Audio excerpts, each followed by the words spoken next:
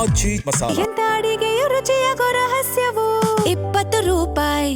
ಏನು ನೆನಪಿದೆ ಸರ್ ಅವ್ರ ಜೊತೆ ನೀವು ಕಳೆದಂಥ ಟೈಮ್ ನಿಮಗೆ ಯಾವತ್ತೂ ನೆನಪಲ್ಲಿ ಉಳಿಯುತ್ತೆ ನನಗಿದು ಯಾವತ್ತೂ ಪ್ರತಿ ಕ್ಷಣನೂ 100% ಅದು ನೆನಪೇ. ಬಟ್ ನಿಮಗೆ ಅವರು ಯಾವತ್ತೂ ಸುಳ್ಳು ಹೇಳ್ತಾ ಇರಲಿಲ್ಲ.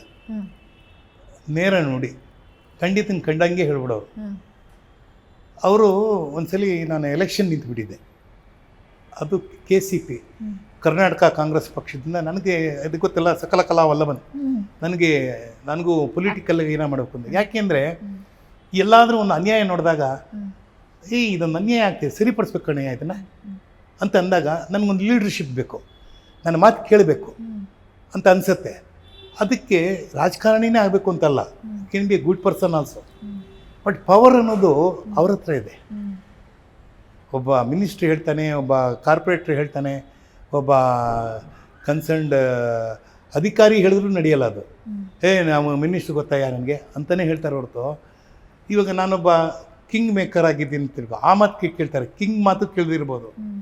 ಅವಾಗ ಅನಿಸಿದ್ದು ನಾನು ರಾಜಕೀಯವಾಗಿ ಏನಾದರೂ ಮಾಡಬೇಕು ಅಂತ ಒಂದು ಆಸೆ ಇತ್ತು. ಆವಾಗ ಬಂಗಾರಪ್ಪನವರು ನನಗೆ ಟಿಕೆಟ್ ಕೊಟ್ಟರು. ಅವ್ರನ್ನ ತುಂಬ ಇಷ್ಟ ಆಯಿತು, ಕೊಟ್ಟರು ನನಗೆ ಮತ್ತು ಉಮಾಶ್ರೀಗೆ ಇಬ್ಬರು. ನಾನು ಬೆಂಗಳೂರು ದಕ್ಷಿಣ ಅಂದರೆ ಬಸವನಗುಡಿ.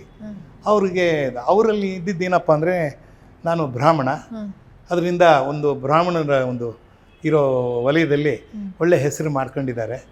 ಇವ್ರನ್ನ ನಿಲ್ಲಿಸಿದ್ರೆ ಒಂದು ಗೆಲ್ತಾರೆ ಅಂತ ಒಂದು ನಂಬಿಕೆ ಅವರು. ನೋಡಿ, ಅವರು ಈಡಿಗರು, ಯಾರು ಬಂಗಾರಪ್ಪ ರಾಜ್ಕುಮಾರು ಅವ್ರದ್ದು ಈಡಿಗರೆ. ನಾನೇನು ಮಾಡಿದೆ, ಅವರು ಯಾವಾಗ ಟಿಕೆಟ್ ಕೊಟ್ಟರು ರಾಜ್ಕುಮಾರ್ ಮನೆಗೆ ಹೋಗಿ ಹಿಂದಿನಂತೆ ಅವರು ನನ್ನ ಬರಮಾಡ್ಕೊಂಡು ತಬ್ಕೊಂಡು ಕೆನ್ನೆಲ್ಲ ಸೌರಿ ಎಲ್ಲ ಮಾಡಿ ಕಾಲು ನಮಸ್ಕಾರ ಮಾಡಿ ಎದ್ದೆ. ಏನು ಬಂದಿದ್ದು ಅಂದರು. ಅಣ್ಣ ಏನಿಲ್ಲ ಅಣ್ಣ, ಈ ಥರ ನಾನು ಎಲೆಕ್ಷನ್ ನಿಂತಿದ್ದೀನಿ, ಇದು ಬಂಗಾರಪ್ಪನವ್ರು ನಿಮ್ಮ ಶಿವಣ್ಣನ ಮಾವನ ಜೊತೆನೇ ಮಾಡ್ತಾಯಿದ್ದೀನಿ ಅಂತ ಹೇಳಿ ಹಿಂಗಂದೆ. ನೋಡ್ದೆ, ಬೇಕಿತ್ತ ನಿಮಗೆ ರಾಜಕಾರಣಿ ಯಾಕೆ ಬೇಕು? ನಮ್ಮನ್ನು ಕಂಡ್ರೆ ಎಲ್ಲ ಪಕ್ಷದವರು ಇಷ್ಟಪಡ್ತಾರೆ, ಎಲ್ಲ ಜನಾಂಗದವರು ಇಷ್ಟಪಡ್ತಾರೆ, ಎಲ್ಲ ಧರ್ಮದವರು ಇಷ್ಟಪಡ್ತಾರೆ.